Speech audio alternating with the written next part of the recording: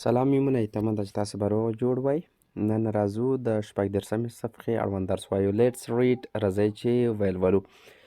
ای ته راشئ، لیسن، پوینټ اینډ سی. غوږ ونیسئ، په نښه کړئ او ووایئ. اپل، د ای اواز ا ده، نو اپل. کیټ، پشه که نه، کیف، خولۍ، بیګ، بکس. نو فور د ساوند ټوګیدر، غږ یوازې کیږدئ، یعنی یو ځای کیږدئ.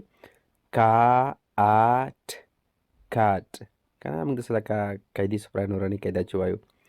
کا ا پ، کاپ.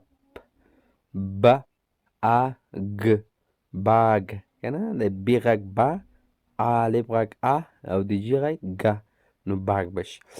سی ته راشئ، لیسن، غوږ ونیسئ، پوینټ په نښه کړئ، چانټ او زمزمه یې کړئ.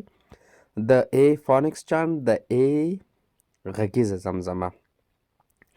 نو اپل، ا کټ، دا زمزمه تاسو یې خپله وکړئ. نو مڼه او پشه او اټاپ، اکاپاټ او ټاپ هم دغه په شا وهل څه وي، یو څوک کرار کرار چې وایي ملیا ټپوي، دا هم ورته وایي، د فاټ هم ورته استعمالیږي.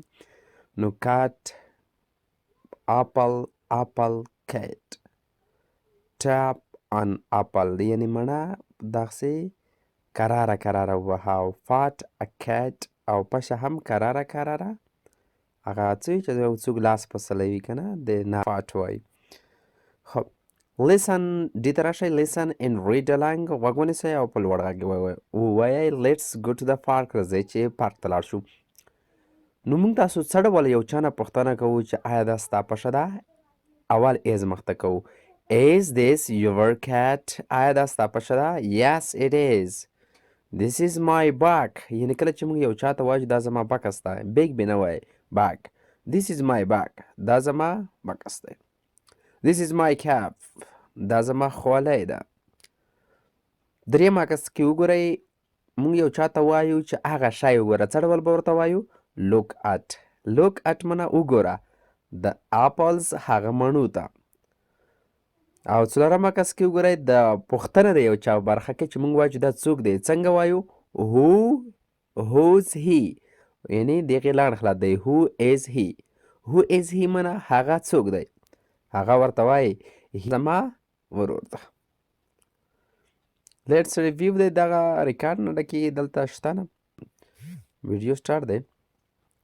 نو پلی ا گیم، اسک یور پارټنر، لوبه وکړئ او له خپل ملګري وپوښتئ. مثلا موږ چاته وایو چې دا څوک ده، څنګه به ورته وایو؟ who is he. دغه څوک ده؟ نو هغه به ورته وایي he is my brother. هغه زما ورور دی. خو څنګه ده؟ he is tall. ډېر لوړ ده. نو دغه عکسو کې ته وګوره. مثلا پوښتنه به وکړي که ښځې په باره کې پوښتنه کې به څنګه وایي؟ who is she. دی څوک ده؟ نو ته ورته ویلی شئ چې she is my sister. دی زما خور ده. she is very ugly. دی ډېره بدرنګه ده که نه. دغه عکس کې ګورئ. د بل نیکه ده که غورجت ده که څه بلا ده، نو ده په باره کې پوښتنه کوو who is he. هغه څوک ده؟ نو ته ورته ویلی شئ چې دا زما نیکه ده چې د کړوب دی که نه. he is my grandfather. صحیح ده که نه. نو د لاندې چوکاټ کې دی چې I can do it، دا معنا چې دغه یونټ کې دریم او څلورم یونټ کې تاسو کوم کارونه اوس کولی شئ؟ لغتونه say the words، لغتونه ویل کولی شئ. make sentences، جملې جوړول کولی شئ. نو دلته چیک ورکوئ چې کوم کار کولی شئ. او ask and answer، پوښتنې او ځوابونه کولی شئ. sing the song، سندرې ویل، لوستل. تر همدغه ځایه پورې بس دی. پنځم یونټ به بیا بل درس کې وایو. ښې شېبې، ښه وختونه، د الله په امان.